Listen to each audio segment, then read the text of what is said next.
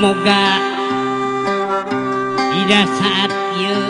sing aya rahmat sareng salamatna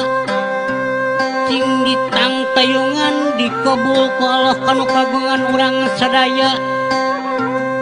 dikabul maksud dijabah sapanajana moga-moga sing diauban ku karamatna bijatna sapaatna moga nyuhunkeun lurus mulusna